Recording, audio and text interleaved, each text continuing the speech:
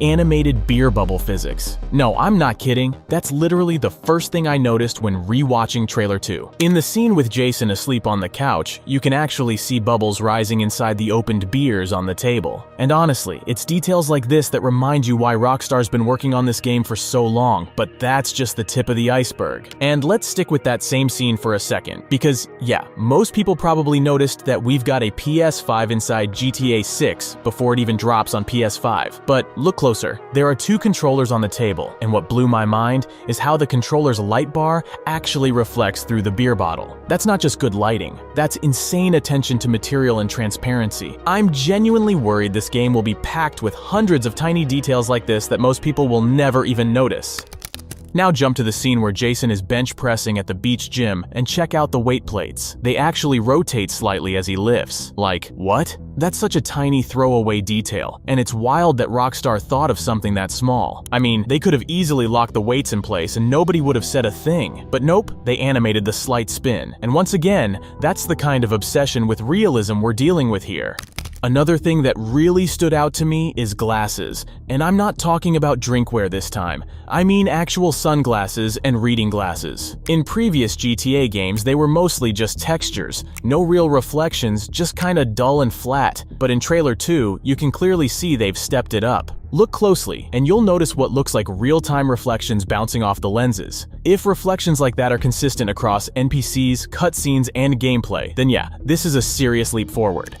Same goes for car mirrors. We already saw a glimpse of this in Trailer 1. In one of the scenes, there was a clear reflection showing in the side mirror. But now, in Trailer 2, we get multiple scenes confirming it wasn't just a one-off. The reflections are there, they're sharp, and they're dynamic. So, finally, car mirrors are doing what they're supposed to do, reflecting the actual world behind you. It's the kind of thing that sounds basic, but in open-world games, it's pretty rare. Rockstar's clearly pushing the Rage engine further than ever. But since we've still got a long way until GTA 6 drops, let me put you onto something you can play right now. Grand RP, today's sponsor. This server's been running strong for over 4 years, and that alone says a lot. They've proven themselves as one of the most reliable and feature-packed roleplay servers out there. Over the years, they've dropped a ton of unique systems you won't find anywhere else, and they keep things fresh with huge updates. The latest one adds new outfits on the auction, updated maps on Bizwar, custom events, and they're already teasing a big summer update with a themed event and a brand new Battle Pass season. The registration process is super easy. You'll be in the game in just a few minutes. You can join completely free using the link in the description or the pinned comment. It's really worth it. The community is huge. You can join discussions, create your own stories, and enjoy the game together with other players or your friends. And if you're new, you'll get a bunch of bonuses to get started. Or if you've played before but haven't logged in a while, they'll hook you up with a free legendary BMW M5 just for coming back. Next up, liquid animation. When Jason's carrying that 6-pack of beer out of the store, watch closely. You can actually see the liquid inside each bottle sloshing around as he moves. It reacts naturally to every swing and tilt, like it has proper physics. And it doesn't stop there. When Jason and Lucia raise a toast to a new beginning, you can clearly see the liquid moving inside their glasses too. But the craziest example? That one guy waving an open beer around. And you can literally see it spilling out, splashing onto the ground. The attention to detail is on point here. And speaking of attention to detail, the environment reflections in this game are absolutely insane. In one of the scenes where Jason's passed out on the couch, you can actually see the TV screen reflecting not just on the glass picture frame to the left, but also on the surface of the table. It's subtle, but once you notice it, you realize just how far Rockstar has pushed their engine. These aren't just baked-in reflections either. They look dynamic in real time, so they went all in with ray-traced reflections this time around. The first-person driving animations look seriously leveled up. As far as I remember, we already had characters subtly vibing to the music in GTA 5, but here in 6, it looks even more refined. There's that gameplay-looking scene where Jason's tapping his finger to the beat on the steering wheel, and it feels so fluid and natural, like you're watching a real person zone out to their favorite track. Makes me think we'll see more of these kinds of small, unscripted moments during gameplay, not just static hands on the wheel. Let's talk hair, because GTA 6 might be going full Red Dead 2 levels here, or even beyond. Jason is shown with different beard and hair lengths throughout the trailer, from short stubble to a full beard, and clean cut to slicked back styles. That strongly suggests we're getting a dynamic hair growth system, not just preset haircuts. And it's not just about styles. The hair physics look unreal. In the prison scene where Lucia gets out, her hair looks incredibly detailed and lifelike. I'm honestly curious how long her hair can get. If there's an option to max it out, I'm going for it, just to watch the physics in action. You can already see how insane it gets in that explosion scene with the destroyed bus. Her hair's getting whipped around by the wind like it's being hit by a real blast. And since we're on that bus scene, let's talk about how insane the vehicle destruction looks. Look closely at the foreground. You've got shattered glass everywhere, broken shards laying across the rear, a whole metal panel ripped off, and even exposed wires dangling out. That's next level detail. I really hope this isn't just a scripted mission cutscene and that we'll actually get destruction like this during gameplay. I'm not saying we need BeamNG drive level physics. That would be overkill and probably kill performance. But if vehicles in GTA 6 can visually fall apart with more depth than in 5, like panels ripping or parts getting shredded, that'd be a massive upgrade. Now, let's get into body variation and the possible return of gym mechanics. In that beach scene we mentioned earlier, Jason's benching 270 pounds like it's nothing, and Lucia's throwing kicks in what looks like an underground fighting club. All signs are pointing to the return of the muscle-fat stamina system from San Andreas, but probably way more advanced this time. Some people are already speculating that Jason and Lucia's physiques actually change throughout the trailer, but honestly, it's hard to say for sure, since their outfits vary a lot and can mess with how their bodies look. But still, the fact that Rockstar's showing this kind of physical activity on screen makes it feel very likely we'll be able to bulk up or slim down based on how we play.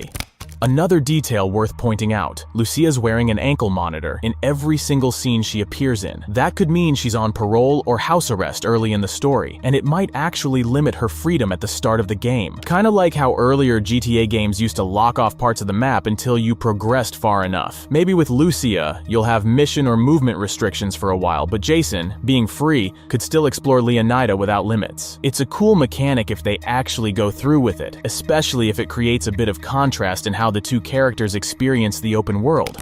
And let's talk drive-bys, because they've clearly been upgraded. In one scene, Jason leans out of the car window while using his weapon. It looks so much smoother and more cinematic compared to GTA 5's pretty basic side-shooting animation. Funny enough, this actually feels like a throwback to GTA 4, which had similar leaning animations during shootouts. It's nice to see Rockstar bringing that back, but this time with way more polish, and hopefully this isn't just for cutscenes.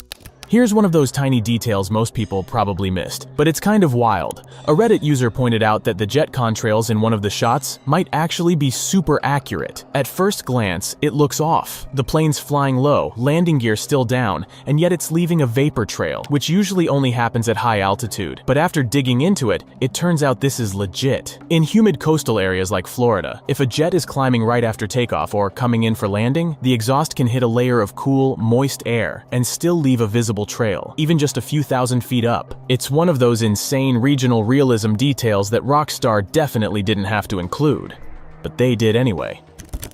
Something else I've been thinking about, could getting a tan actually be a thing in GTA 6? Jason doesn't always seem to have the exact same skin tone in every shot, and that might not just be lighting. We already had sunburn mechanics in RDR 2, so Rockstar clearly knows how to mess with skin effects based on environmental exposure. Considering how much time we'll probably spend shirtless in the Florida sun, it wouldn't be surprising if they added some kind of tanning system.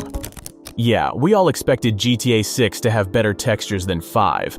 That's a given, but it's the tiny things that really blow my mind. Like this one. Someone noticed that on one of the cash registers, the number 9 is actually more worn out than the other digits. And that makes total sense. Most prices end in .99, so the 9 would be pressed way more often. That's such a crazy level of detail.